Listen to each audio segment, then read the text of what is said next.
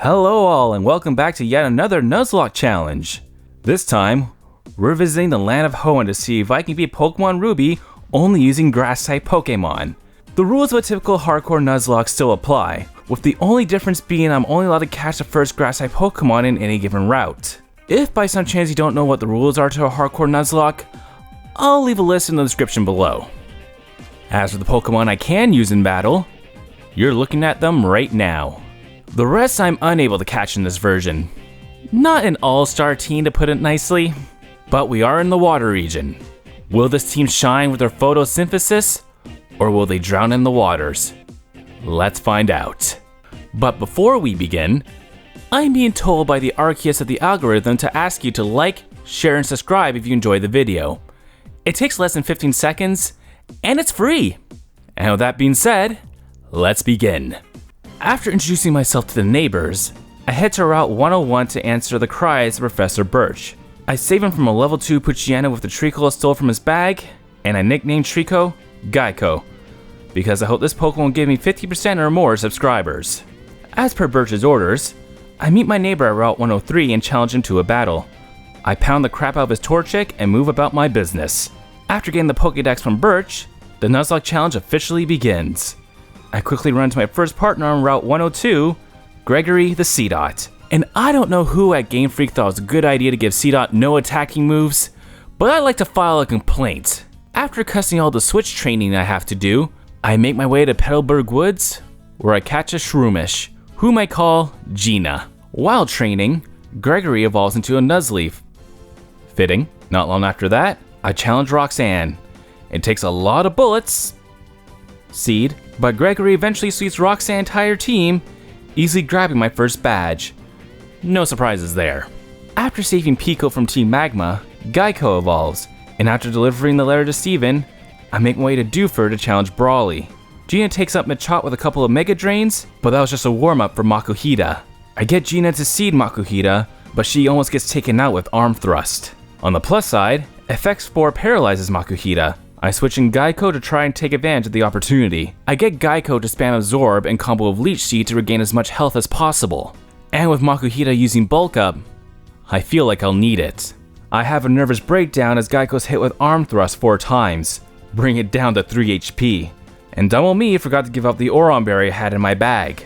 Thankfully for my heart, that's the only close call I had in this battle, as a few absorbs later, Geico takes out Makuhita, and I attain badge 2. Before heading to Malvile, my neighbor stops me for a quick battle. Whalmer is taken down easily enough. Now I just gotta figure out how I'm gonna get past Combuskin. None of my attacks hit it very hard, and Ember can 2-shot my entire team. And if it crits, that's GG. Combuskin murders Gregory and Gina, but they give Geico the opening it needed to finish it off with Quick Attack. Not long after, Shroomish goes down, and I continue on my way. But I'm not about to go into Watson's gym with only one Pokemon. I replace my fallen members with Ivy the Roselia and Snoop Dogg the Oddish. After a bit of training, I challenge Watson. Things are going well, until Magneton comes out. My attacks are hardly putting a dent in it. Eventually, my entire team falls. As I make my way back to Malvile, I make sure Gina lives against my rival. It helps that this time I came into this battle at a slightly higher level, and Gina learned Headbutt because of it. Thanks to a combination of Headbutt flinches and paralysis, I didn't lose a single Pokemon to my rival. After the battle, Gina evolves, learning Mach Punch. I recatch Snoop Dogg and a male Roselia named Richard and challenge Watson. The battle goes a lot smoother. Gina gets a couple of bulk up boosts and sweeps Watson's entire team with a combination of Mach Punch and Headbutt. Thankfully, not losing too many turns to paralysis. It helps that I had a Cherry Berry. Some of you may be asking, why did I pick Ruby? Simple. I thought it'd be harder for grass types, as we're now facing Team Magma's leader, Maxie. Along with Dark types, all Magma members have Zubats, which by Pokelaw, every evil team must own at least one, and they have Fire types. The first encounter goes fairly smoothly, however, as after getting past Mariana's Intimidate, I switch in Gina, who sweeps Maxie's entire team after a couple of bulk ups. Now it's time for one of the battles I was dreading. Flannery, the 4th gym leader. I had a plan, but I knew there was going to be some blood on my hands. 2 of her Pokemon know Overheat, and none of my Pokemon would be able to take one at full power. So I sent in Richard to get a Leech Seed off, who was murdered by Overheat. I have 2 Grass Poison Pokemon, so I figured I'd let the weaker one go. Thankfully, Overheat drops the user's special attack by 2 stages after every use. After that, I switch in Snoop Dogg, who gets a sleep powder off. I then switch in Gina, who I get to bulk up. With Overheat weakened, I knew she'd be able to take at least 1 if it doesn't crit. Slugma wakes up after 2 turns and uses Light Screen. Not a big deal right now as I'm attacking on the physical side. After a 3rd bulk up, Slugma uses Sunny Day. Even with Slugma's special attack drop, I knew Gina would not be able to take a sun boosted Overheat. But she does have a +3 in attack, so I get Gina to go on the offensive, taking out Flannery's first 2 Slugmas in 1 shot. Now it's just Torkoal, who's bulky on the physical side. I pray Headbutt would crit, and it doesn't, and with no flinches either. Torkoal goes for Overheat. That misses! 1 more Headbutt takes out Torkoal, and I get my 4th badge. It did take me a couple of attempts, and if Overheat hadn't missed, I'm sure it would have taken more. Before paying Dad a visit, I make a quick pit stop at the desert on Route 111 to grab the root fossil. I also catch Catherine the Cacnea. I make one last stop at Rustboro to revive Liam the Laleep, and finally challenge Best Daddy, Norman. The passing of the torch goes pretty quickly. Slacking tries to put Gina to sleep with Yawn, but I predicted something like that would happen, and gave Gina a Chesto Berry. After getting a +2 in attack, she smashes Daddy's entire team with Mach Punch. After getting the 5th badge, I kick Team Magma out of the Weather Institute, easily defeat my rival, and rush to Fortree City to challenge Winona. This was my nightmare. All of her Pokemon know Aerial Ace, being a flying type move all my Pokemon are weak to, with Gina having a quad weakness. For a while, I was facing defeat after defeat from her Skarmory, as none of my Pokemon knew anything that could hit it super hard. Skarmory has a lot of resistances in this gen. I did eventually come up with a plan. It was very chance reliant, and I was most likely going to lose someone in this battle, but it was the only plan I could think of that would get me the win. I leave with Snoop D-O-double-G to put Swallow to sleep. I need Swallow to sleep for a bit so I can set up a couple of things. I switch out Snoop for Catherine, who I get to Leech Seed Swallow, and use Ingrain. Catherine is one of my bulkier Pokemon, who can take 3 Aerial Aces. My plan is to regain as much health as possible. I also gave everyone on my team a Citrus Berry to hold, except for Gregory, who has the black glasses. After 3 turns, Swallow wakes up and starts using Double Team, which is fine with me.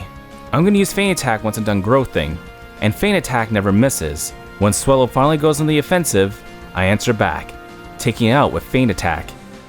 Pelipper also goes down after a single Feint Attack. Halteria is out next, and is faster than us, killing Catherine with an Aerial Ace. I would have been able to switch out anyway, as Ingrain prevents that. Plus, it's not like any of my other Pokemon would have been able to take it.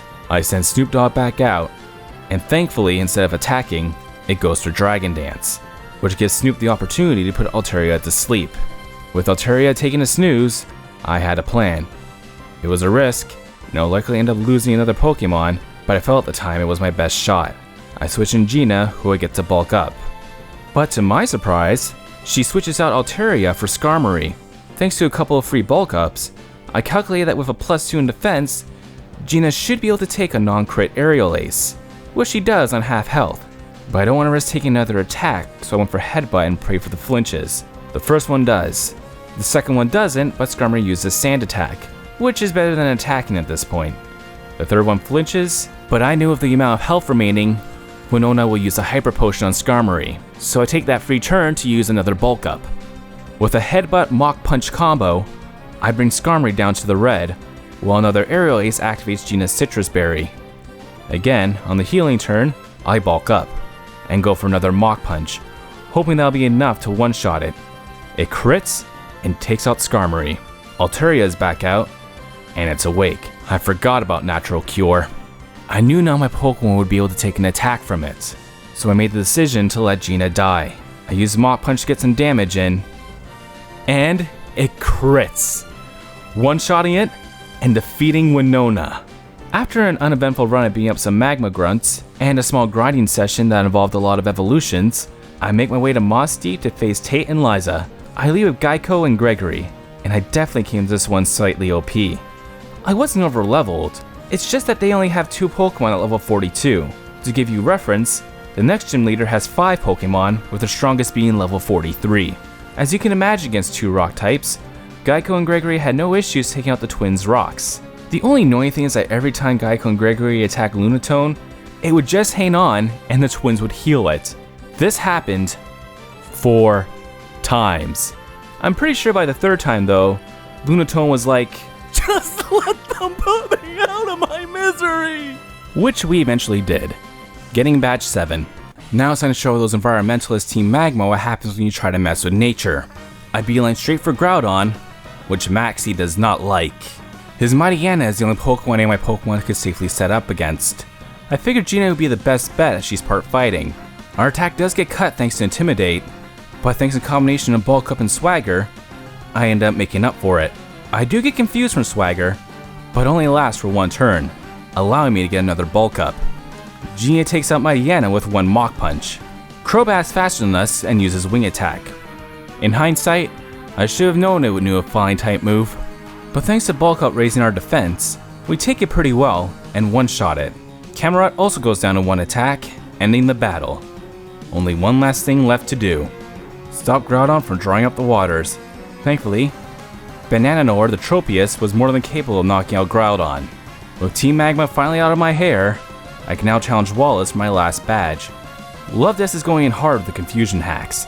Even giving Gina a Prism Berry doesn't stop it from getting confused.